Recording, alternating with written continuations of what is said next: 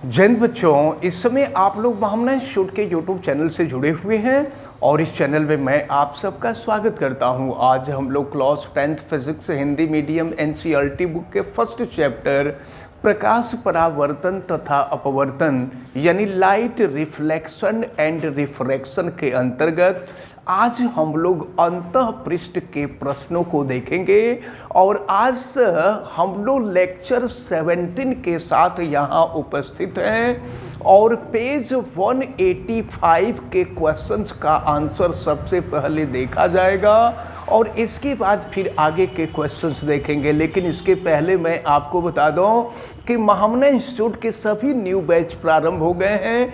Science, art, commerce के सभी batch चल रहे हैं और सभी एकेडमिक क्लास फिर CUET के क्लासेस जो है हर संडे को लाइव क्लास चलता है जो कि फ्री में चलता है। तो आप सभी लोग अतिशीघ्र महामना इंस्टीट्यूट में एडमिशन ले लीजिए और चलिए फिर हम शुरू करते हैं लेक्चर 17 अंतः पृष्ठ के प्रश्न और पेज 185 के क्वेश्चन। देखिए क्या दिया हुआ है। पहला क्वेश्चन, अवतल दर्पण के मुख्य फोकस की परिभाषा दीजिए।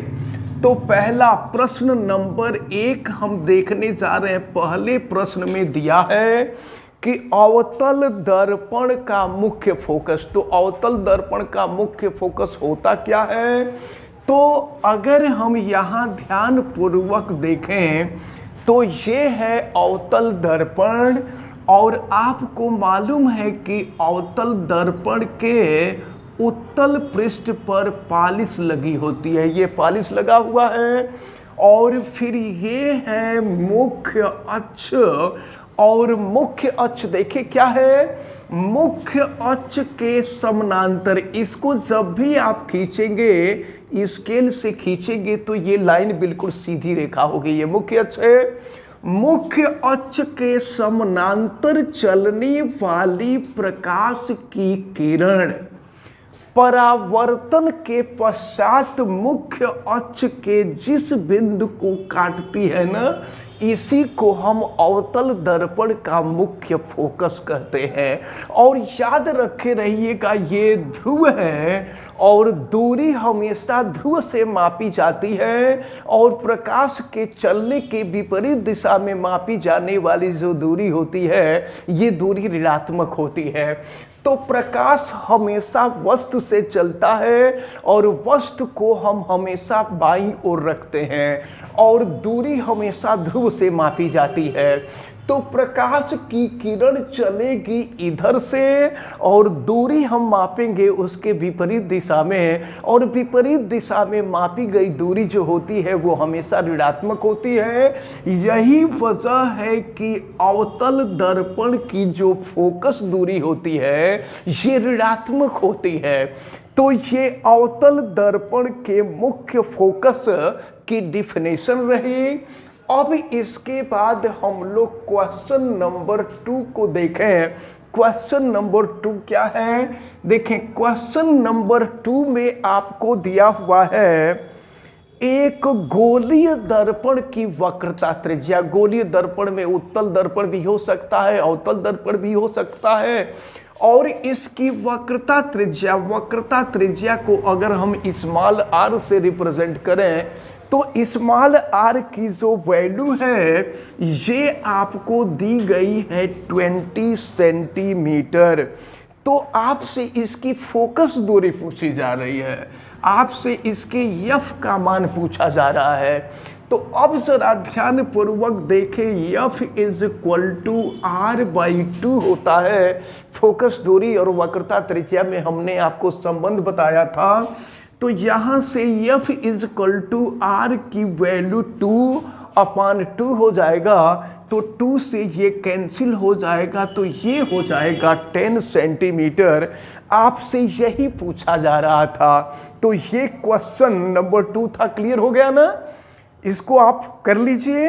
इसके बाद हम देखते हैं क्वेश्चन नंबर 2 पर आते हैं और देखते हैं क्वेश्चन नंबर 2 नहीं बल्कि क्वेश्चन नंबर 3 पर आते हैं और देखते हैं क्वेश्चन नंबर 3 में क्या दिया हुआ है। देखिए क्वेश्चन नंबर 3 में आपको दिया हुआ है उस दर्पण का नाम बताइए जो बिंब का सीधा तथा आवर्धित प्रतिबिंब बना सके। तो आपको बताया गया था अवतल दर्पण के द्वारा प्रतिबिंब का बनना।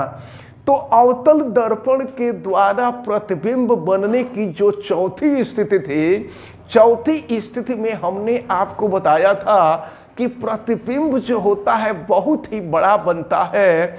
और तो आपसे पूछा जा रहा है कि उस दर्पण का नाम बताइए, तो आप कह देंगे कि अवतल दर्पण के द्वारा बिंब यानी वस्तु का सीधा तथा आवर्धित प्रतिबिंब बनाया जा सकता है। अब इसके बाद हम देखते हैं ये क्वेश्चन नंबर 4। अब देखिए क्वेश्चन नंबर 4 में आपसे क्या पूछा जा रहा है। क्वेश्चन नंबर 4 में पूछा जा रहा है कि हम वाहनों में उत्तल दर्पण को पश्च दृश्य दर्पण के रूप में वरीयता क्यों देते हैं।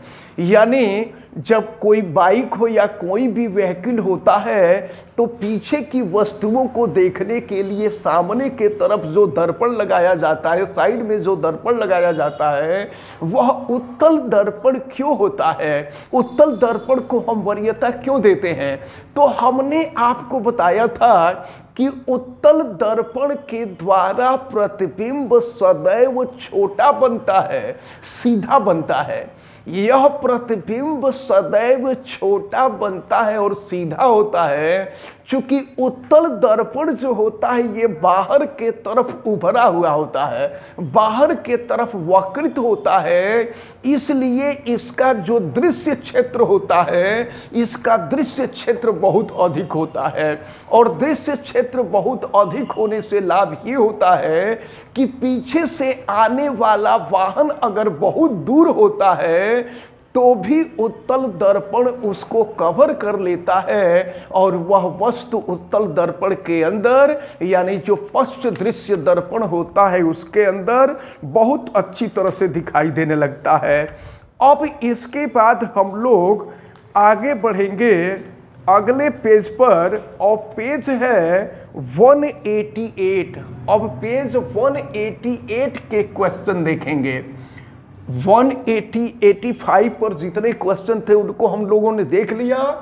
अब हम देखेंगे पेज 188 के क्वेश्चन, और क्वेश्चन नंबर 1 हम देख रहे हैं। क्या है? उस उत्तल दर्पण की फोकस दूरी ज्ञात कीजिए। उत्तल दर्पण की फोकस दूरी एफ की वैल्यू ज्ञात करने के लिए कहा जा रहा है। उस उत्तल दर्पण की फोकस दूरी ज्ञात कीजिए जिसकी वक्रता त्रिज्या r की वैल्यू आपको दी गई है और ये दिया गया है 32 सेंटीमीटर। वक्रता त्रिज्या आपको दी गई है, फोकस दूरी आपसे पूछी जा रही है। तो देखिए फार्मूला अभी आपने देखा ही कि फोकस दूरी F = r/2 होता है, यानी ये हो जाएगा 32/2। 2 से इसको डिवाइड कर देंगे, ये हो जाएगा 16 सेंटीमीटर हो जाएगा। तो ये क्वेश्चन नंबर 1 हो गया। अब इसके बाद हम आगे बढ़ेंगे। ये समझ में आ गया ना, बहुत छोटे छोटे क्वेश्चन हैं सब। चलिए आगे बढ़ते हैं। अब हम आते हैं क्वेश्चन नंबर 2 पर। देखिए क्वेश्चन नंबर 2 में आपसे क्या कहा जा रहा है, इसको हम देखते हैं। एक अवतल दर्पण के सामने, कोई अवतल दर्पण है और अवतल दर्पण के सामने कोई वस्तु रखी हुई है। चलिए देखते हैं। सपोज कीजिए हम एक फिगर बना लेते हैं। ये क्योंकि फिगर से जब फिगर बन जाता है ना तो न्यूमेरिकल सॉल्व करना बहुत आसान हो जाता है, और बिना फिगर बनाए हुए अगर न्यूमेरिकल सॉल्व करते हैं तो दिक्कत होती है। तो ये अवतल दर्पण और ये अवतल दर्पण के सामने मुख्य अक्ष है, और फिर ये मुख्य अक्ष पर कोई वस्तु रखी गई है। देखें ये वस्तु AB रखी गई है और वस्तु AB से प्रकाश की किरण चल रही है। तो एक प्रकाश की किरण मुख्य अक्ष के समांतर चलती है और फिर ये टकराती है। टकराने के बाद प्रकाश का परावर्तन होता है। परावर्तन के पश्चात यह प्रकाश की किरण आगे बढ़ती है फोकस से होते हुए, और इसके बाद अगर एक दूसरी प्रकाश की किरण चले जो वक्रता केंद्र से होकर के गुजरे। देखिए ये वक्रता केंद्र, ये फोकस है, ये वक्रता केंद्र है, वक्रता केंद्र से होकर के गुजरे, तो आपको मालूम है कि वक्रता केंद्र से होकर के कोई प्रकाश की किरण गुजरती है तो ये प्रकाश का परावर्तन, प्रकाश की किरण टकराती हो, टकरा करके जैसे आई होती है वैसे ही वापस लौट जाती है, और फिर ये दोनों किरणें एक दूसरे को जहां पर मिलती है वहीं पर प्रतिबिंब बन जाता है। ये प्रतिबिंब ए डैश बी डैश होता है। अब हम आगे देखते हैं कि प्रश्न में क्या कहा जा रहा है। अब हम लोग प्रश्न पढ़ें तो देखिए प्रश्न में जो आपसे कहा जा रहा था वो यही कहा जा रहा था कि एक अवतल दर्पण के सामने 10 सेंटीमीटर की दूरी पर रखे। देखिए ये अवतल दर्पण है और अवतल दर्पण के सामने 10 सेंटीमीटर की दूरी पर बिंब रखा है। 10 सेंटीमीटर की दूरी पर बिंब, बिंब का मतलब होता है वस्तु। ये ध्रुव है, कोई भी दूरी ध्रुव से मापी जाती है, तो इसका मतलब ध्रुव से बिंब की दूरी, तो ध्रुव से बिंब की दूरी यानी ध्रुव से वस्तु की दूरी, और वस्तु की दूरी को हम u से प्रदर्शित करते हैं। u की वैल्यू आपको दी गई है 10 सेंटीमीटर, और देखें इसकी दिशा जो होगी प्रकाश के चलने की विपरीत दिशा होगी, इसलिए ये माइनस हो जाएगा। अब देखिए क्या कहा जा रहा है, यह प्रतिबिंब कर किसी बिंब का 3 गुना आवर्धित वास्तविक प्रतिबिंब बन रहा है। प्रतिबिंब 3 गुना बड़ा, तो प्रतिबिंब कितना गुना बड़ा बन रहा है यह आवर्धन से पता चलता है, यानी 3 गुना बड़ा बन रहा है, इसका मतलब यम की वैल्यू 3। और जानते हैं प्रश्न में कहा जा रहा है कि वास्तविक प्रतिबिंब बन रहा है, तो जब वास्तविक प्रतिबिंब बनता है तो यम की वैल्यू जो होती है वो निगेटिव हो जाती है। इसको आप अच्छी तरह से याद रखे रहें। तो आपसे पूछा जाता है कि प्रतिबिंब दर्पण से कितनी दूरी पर होगी। प्रतिबिंब ये प्रतिबिंब है, प्रतिबिंब की दर्पण से दूरी पूछी जा रही है। दर्पण माने दर्पण के ध्रुव से दूरी, तो दर्पण के ध्रुव से बिंब की दूरी u होती है और ध्रुव से प्रतिबिंब की दूरी आपसे पूछी जा रही है, यानी v की वैल्यू आपसे पूछी जा रही है। और देखें आपको मालूम है कि दर्पण के लिए आवर्धन क्षमता m = -v/u होता है। ये फार्मूला आपको बताया जा चुका है। तो m की जो वैल्यू है ये -3 है और -v, और u की जो वैल्यू है ये -10 है। तो अब देखिए क्या हो जाएगा, यहाँ माइनस से माइनस कैंसिल हो जाएगा, यानी -3 = v/10। तो 10 का अगर हम मल्टीप्लाई कर दें तो v = -30 सेंटीमीटर हो जाएगा। तो आपसे यही पूछा जा रहा था कि अगर दर्पण के ध्रुव से बिंब की जो दूरी है अगर वो 10 सेंटीमीटर है तो दर्पण के ध्रुव से प्रतिबिंब की दूरी कितनी हो जाएगी। तो ये प्रतिबिंब की दूरी जो होगी वो 30 सेंटीमीटर होगी, और माइनस का मतलब ये हुआ कि जिधर के तरफ वस्तु है प्रतिबिंब भी उधर के ही तरफ बनेगा। तो ये पेज 188 का क्वेश्चन नंबर जो 2 है, ये क्वेश्चन नंबर 2 आपका कंप्लीट होता है। क्लियर हुआ आप लोगों को? yes, चलिए अब हम आगे बढ़ते हैं और फिर देखते हैं कि ये जो पेज 194 पर अब क्वेश्चन है। पेज 194 के क्वेश्चन को हम लोग देखें।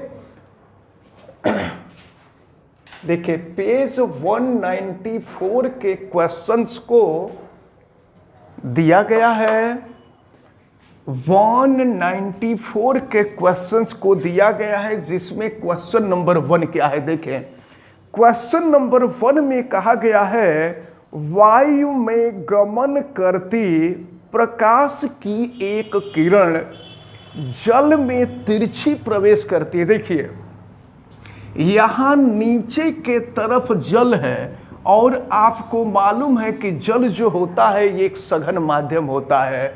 और देखिए आपसे कहा जा रहा है कि वायु यहाँ ऊपर के तरफ वायु है और नीचे के तरफ जल है। देखिए ये है वायु और ये है जल। आपको मालूम है कि वायु जो होता है ये विरल माध्यम होता है और जल जो होता है ये सघन माध्यम होता है। तो वायु में गमन करती प्रकाश की किरण, देखिए यहाँ से एक प्रकाश की किरण है जो वायु में गमन कर रही है। वायु से गमन करते हुए देखिए आपसे कहा जा रहा है कि जल में तिरछे प्रवेश करती है। तो क्या प्रकाश किरण अभिलंब की ओर झुकेगी अथवा अभिलंब से दूर हटेगी, ये पूछा जा रहा है। तो देखें ये विरल माध्यम है और ये सघन माध्यम है और ये जो है आपतन बिंदु है, आपतन बिंदु पर ये लंब खींचा गया है तो ये अभिलंब है। और आपको मालूम है कि प्रकाश की किरण जब विरल माध्यम से सघन माध्यम में जाती है तो ये अभिलंब के तरफ झुक जाती है। देखिए अभिलंब के तरफ झुक जाएगी। तो प्रश्न में आपसे यही पूछा जा रहा था कि यह प्रकाश की किरण अभिलंब के तरफ झुकेगी या अभिलंब से दूर हो जाएगी। तो ये ध्यान में रखे रहिए कि प्रकाश की किरण वायु से जल में जा रही है और जल सघन माध्यम है, वायु विरल माध्यम है। तो जब भी प्रकाश की किरण विरल माध्यम से सघन माध्यम में जाती है तो अभिलंब के तरफ झुक जाती है। तो ये क्वेश्चन नंबर 1 रहा। अब इसके बाद हम लोग क्वेश्चन नंबर 2 को देखें। क्वेश्चन नंबर 2 में जो आपसे कहा जा रहा है उसको देखिए। क्वेश्चन नंबर 2 में प्रकाश वायु से 1.50 अपवर्तनांक की कांच की प्लेट में प्रवेश कर रहा है। कांच की प्लेट है और कांच की प्लेट का जो अपवर्तनांक आपको दिया हुआ है ये दिया है 1.50। कांच में प्रकाश की चाल कितनी है? कांच में प्रकाश की चाल यानी आपसे माध्यम में प्रकाश की चाल, कांच माध्यम होता है, माध्यम में प्रकाश की चाल पूछी जा रही है। और निर्वात में प्रकाश की चाल, निर्वात में प्रकाश की चाल दिया हो तो न दिया हो तो हम लोगों को मालूम है कि सी की जो वैल्यू होती है ये 3 × 10⁸ मीटर पर सेकंड होती है। तो देखें आपसे पूछा जा रहा है भी का मान। तो हमने अपवर्तनांक ज्ञात करने के लिए फार्मूला बताया था n = C/v। अगर यहाँ से v की वैल्यू ज्ञात करनी हो तो ये हो जाएगा C/n। तो अब देखिए क्या हो जाएगा, c की वैल्यू है 3 × 10⁸ और n की जो वैल्यू है ये आपको दिया हुआ है 1.5।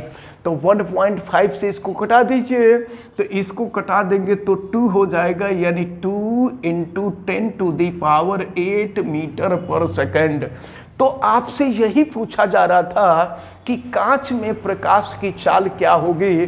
तो देखिए कांच में प्रकाश की चाल हमने ज्ञात कर लिया, ये है 2 × 10⁸ मीटर पर सेकंड। अब आ जाइए क्वेश्चन नंबर 3 पर। देखिए क्वेश्चन नंबर 3 में आपसे कहा गया है सारणी 10.3। अगर आप जो है पेज पलटें तो पेज नंबर 193 पर एक सारणी दी गई है और इस सारणी में आप देख रहे हैं कि पदार्थों का अपवर्तनांक दिया है, जितने भी पदार्थ दिए गए हैं सबका अपवर्तनांक दिया गया है। ये याद रख रहिएगा कि जिसका अपवर्तनांक कम होता है उसका घनत्व कम होता है, और जिसका अपवर्तनांक अधिक होता है उसका घनत्व अधिक होता है। और जब घनत्व अधिक होता है तो उसमें प्रकाश की चाल भी कम होती है। इसको आप ध्यान में रखे रहेंगे। देखिए क्वेश्चन नंबर 3 में जो कहा गया है, इस क्वेश्चन नंबर 3 को आप सभी लोग देखें। क्वेश्चन नंबर 3 में आपसे कहा जा रहा है सारणी 10.3 से अधिकतम प्रकाशिक घनत्व के माध्यम को ज्ञात कीजिए। किसका घनत्व सबसे अधिक है? तो जिसका अपवर्तनांक सबसे अधिक होगा उसका घनत्व सबसे अधिक होगा। तो आप लोग देख रहे हैं कि हीरा का जो अपवर्तनांक है वो सबसे अधिक है, 2.42 दिया गया है। तो इसका मतलब ये हुआ कि हीरा का जो घनत्व है वो सबसे अधिक होगा। और फिर आपसे पूछा जा रहा है न्यूनतम प्रकाशिक घनत्व के माध्यम को बताइए, और आप ये भी बताइए कि किसका घनत्व सबसे कम है। तो जिसका अपवर्तनांक सबसे कम होगा, आप देख रहे हैं कि वायु का अपवर्तनांक 1.0003 दिया हुआ है, ये सबसे कम है। तो वायु का अपवर्तनांक सबसे कम है, इसलिए इसका घनत्व जो होगा वो सबसे कम होगा। इसको आप याद रखे रहिएगा हमेशा। अब इसके बाद हम क्वेश्चन नंबर 4 को देख लेते हैं। क्वेश्चन नंबर 4 में क्या दिया हुआ है? देखिए क्वेश्चन नंबर 4 में दिया है कि आपको किरोसिन यानी मिट्टी का तेल, तारपीन का तेल तथा जल दिया गया है। इसमें किसमें प्रकाश सबसे अधिक तीव्र गति से चलता है? तो एक बात आप ध्यान से समझ लीजिए, जिसका अपवर्तनांक सबसे कम होगा उसका घनत्व सबसे कम होगा, और जिसका घनत्व सबसे कम होगा उसमें प्रकाश तेजी से चलेगा। तो आप किरोसिन का घनत्व देख रहे हैं 1.44 है, और तारपीन के तेल का घनत्व देख रहे हैं 1.47 है। सारणी 10.3 में देखें सब दिया हुआ है। और जबकि जल का घनत्व 1.33 है।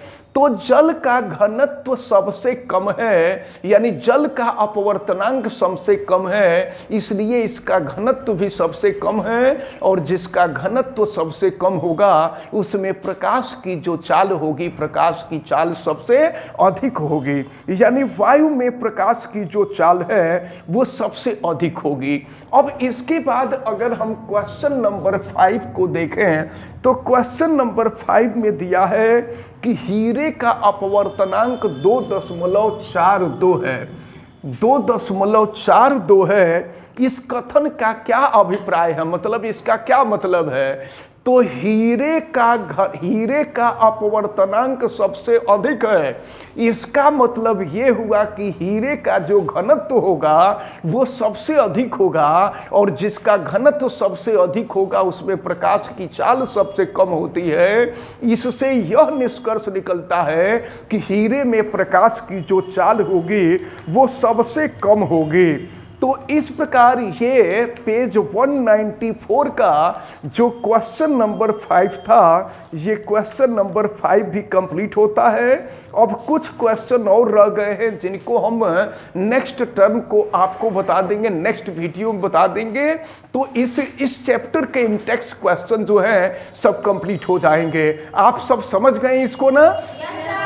और हमें उम्मीद है कि जो लोग वीडियो देख रहे हैं इन सभी क्वेश्चन को अच्छी तरह से समझ गए होंगे। और मैं फिर से बता दे रहा हूं कि महामना इंस्टीट्यूट में सभी न्यू बैच प्रारंभ हो गए हैं। जितने भी एकेडमिक क्लास हैं 9 से लेकर के 12 तक के सभी बैच चल रहे हैं। और यहाँ पर हर सब्जेक्ट की पढ़ाई, physics, chemistry, math, biology, Hindi, English, हर सब्जेक्ट की पढ़ाई होती है। साइंस, आर्ट, कॉमर्स सबके न्यू बैच शुरू हो गए हैं। आप तत्काल एडमिशन ले लीजिए। और वीडियो देखने वाले लोग वीडियो को आप लाइक कर दें, और अगर आप चैनल पे नए हैं तो चैनल को सब्सक्राइब भी कर लीजिए, बेल आइकन को भी प्रेस कर लें। और अगर किसी प्रकार की कोई दिक्कत समझ में आती है तो आप हमें कमेंट करके जरूर बतावें, और वीडियो को शेयर जरूर करेंगे। आप सभी लोगों का बहुत बहुत धन्यवाद। जय Hind. Thank you sir. You're most welcome.